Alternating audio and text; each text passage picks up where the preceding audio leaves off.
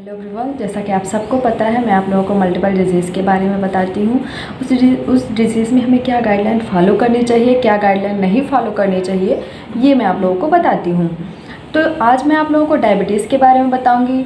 Diabetes के बारे में हम लोग आज जानेंगे कि डायबिटीज़ होती क्या है, उसके टाइप्स क्या हैं, क्या काजेज़ हैं, क्या सिम्टम्स हैं, हमें क्या गाइडलाइंस फॉलो करनी चाहिए, क्या फूड इंक्लूड करने चाहिए अपनी डाइट में और क्या फूड अपनी डाइट से हमें अवॉइड करने चाहिए। तो चलिए शुरू करते हैं। तो डायबिटीज़ होती क्या है? डायबिटीज़ एक तरह का मेटाबॉलिक डिसऑर्डर है जिसमें हमारे कार्बोहाइड्रेट का मेटाबॉलिज्म डिक्रीज़ होने लगता है या फिर कम्प्लीटली उसका मेटाबॉलिज्म नहीं होता है। कार्बोहाइड्रेट के मेटाबॉलिज्म ना होने की वजह से प्रोटीन, फैट, वाटर, इलेक्ट्रोलाइट सबका बैलेंस, सबका मेटाबॉलिज्म इफेक्टिव होता है। और ये हमारे शरीर में मेनली जो है इंसुलिन की इनएफेक्टिवनेस की वजह से, जिससे कि या फिर डिफिशियंसी की वजह से ये होता है। इन डायबिटीज़ की वजह से हमारे बॉडी में काफ़ी ज़्यादा चेंजेस देखने को मिलते हैं, स्ट्रक्चरल एंड फंक्शनल, जैसे कि ब्लड विजन हो जाता है, नर्वस सिस्टम इफेक्टिव होता है, किडनी हमारी इफेक्टिव होती है एंड कार्डियो सिस्टम भी काफ़ी ज़्यादा इफेक्टिव होता है। इसका प्रिवलेंस क्या है हमारे इंडिया में? फर्स्ट ये कि ये मोस्ट कॉमन एंडोक्राइन डिसऑर्डर है। इसका प्रिवलेंस अर्बन एरिया में 2.1% है एंड रूरल एरिया में 1.5% है। टोटली इसका जो प्रेवलेंस है वो 2% है पॉपुलेशन ऑफ इंडिया। तो चलिए हम लोग अब बात करते हैं कि डायबिटीज़ के टाइप्स क्या क्या हैं। तो डायबिटीज़ 3 टाइप्स की होती है। Diabetes type 1, type 2 and gastrointestinal diabetes. Type 1 diabetes, इसको हम लोग बोलते हैं इंसुलिन डिपेंडेंट डायबिटीज़।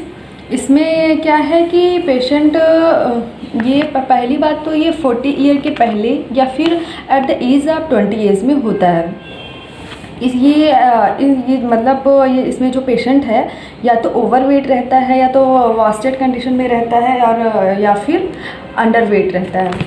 इस मतलब टाइप 1 डायबिटीज़ में पेशेंट को ऐसा नहीं है कि इसका जो शुगर लेवल है वो हमेशा इंक्रीज़ रहता है। कभी कभी इसका शुगर लेवल सडनली डिक्रीज़ भी हो जाता है, जिसकी वजह से पेशेंट हेपेटिक कोमा की कंडीशन में चले जाते हैं या फिर उनको हाइपोग्लाइसीमिया हो जाता है।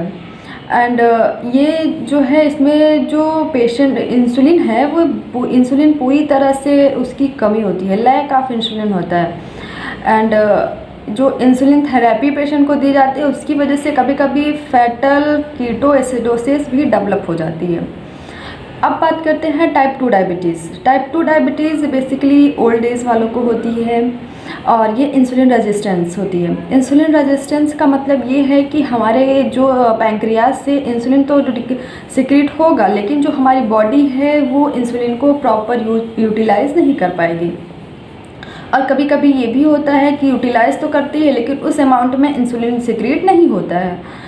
और फाइनली ये भी होता है कि हमारा ब्लड शुगर काफ़ी ज़्यादा हाई हो जाता है और इसमें हमारी बीपी भी काफ़ी ज़्यादा हाई होती है। तीसरी क्या है? Gastrointestinal diabetes. Gastrointestinal diabetes mainly pregnant women को होता है और इसमें जो है ये प्रेगनेंसी के दौरान ही होता है। इसमें जो हार्मोन्स होते हैं वो ब्लॉक हो जाते हैं। तो अब हम जानते हैं कि डायबिटीज़ होने के काजेज़ क्या हैं। पहला काज तो ये है जेनेटिक। अक्सर आप लोगों ने देखा होगा कि जिनके पेरेंट्स को डायबिटीज़ हुआ रहता है उनके बच्चों को भी डायबिटीज़ होने के चांस काफ़ी ज़्यादा हो जाते हैं, या फिर उनकी फैमिली हिस्ट्री में किसी को डायबिटीज़ रहता है तो उन्हें डायबिटीज़ होने के चांसेस काफ़ी ज़्यादा रहते हैं। इन्वायरमेंटल, कभी कभी हमारी bad life style, bad activity, हम लोग जिससे रेगुलर एक्सरसाइज नहीं करते हैं, काफ़ी फूड्स लेते हैं, वो भी ऐसे फूड्स लेते हैं अपनी लाइफ स्टाइल में जो काफ़ी स्टार्च रिच होते हैं, उनकी वजह से भी हमें डायबिटीज़ होता है। तीसरा ओबेसिटी। जैसे कि मैंने आपको कहा कि ये bad lifestyle, food, fatty food लेने की वजह से या फिर ओबेसिटी, जो हमारी एक्सरसाइज डेली रूटीन एक्टिविटी है उसमें एक्सरसाइज ना शामिल करने की वजह से भी होता है। Overweight, bad lifestyle and age की वजह से भी होता है। एज, जैसे कि मैंने आपको स्टार्टिंग में ही कहा है कि ये जो टाइप 2 डायबिटीज़ होती है वो एल्ड एज वालों को ही होती है। एंड ये इनमें भी देखा जाता है जिनका ब्लड प्रेशर काफ़ी ज़्यादा हाई रहता है, उन्हें डायबिटीज़ टाइप 2 डायबिटीज़ होने के चांस काफ़ी ज़्यादा रहते हैं। अब इसका सिम्टम्स क्या है डायबिटीज़ का?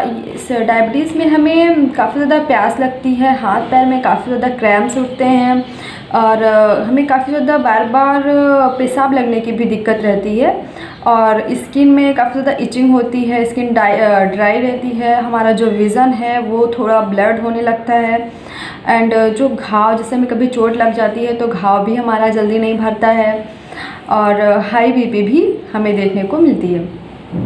अब हम इसके बात करते हैं डाइटरी मैनेजमेंट की, डाइटरी गाइडलाइंस की। हमें कौन कौन से डाइटरी गाइडलाइंस फॉलो करने चाहिए? तो हमें जो है बैलेंस डाइट लेनी चाहिए और मॉडरेट जो शुगर का लेवल है वो मॉडरेट रखना चाहिए।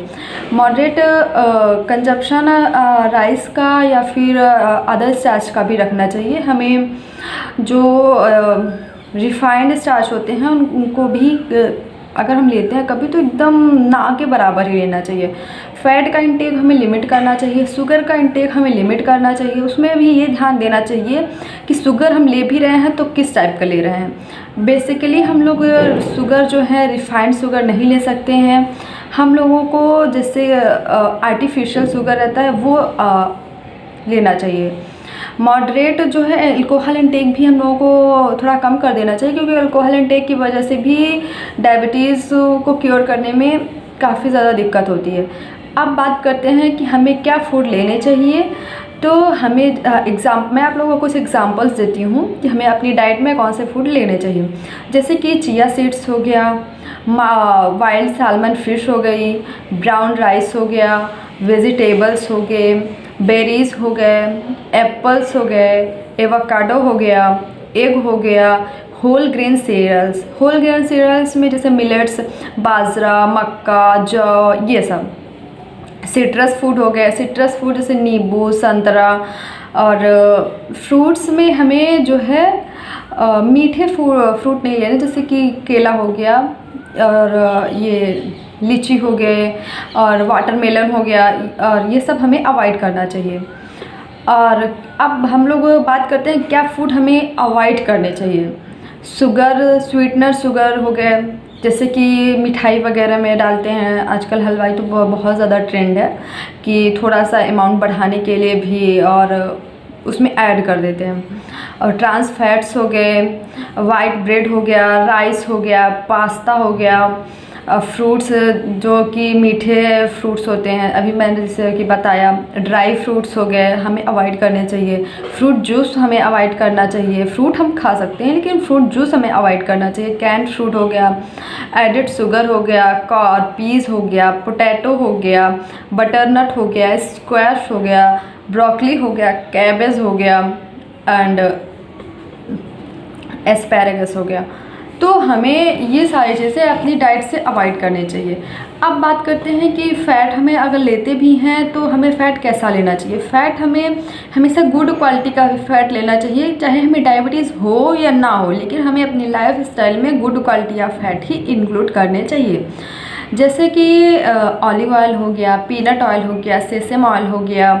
और अगर आपको कोई ज़्यादा, जैसे कि ये सब काफ़ी ज़्यादा कॉस्टली होता है, तो हम प्योर जैसे सरसों का तेल हो गया, कोकोनट ऑयल हो गया, ये सब भी ऐड कर सकते हैं। इसके सिवा हमें अपनी डेली रूटीन एक्टिविटी में एक्सरसाइज इंक्लूड करना चाहिए। एक्सरसाइज इंक्लूड करने से ये होता है कि जो हमारे इंसुलिन की सेंसिटिविटी है वो काफ़ी ज़्यादा इम्प्रूव होती है। कार्बोहाइड्रेट के मेटाबॉलिज्म में ये काफ़ी ज़्यादा हेल्प करता है।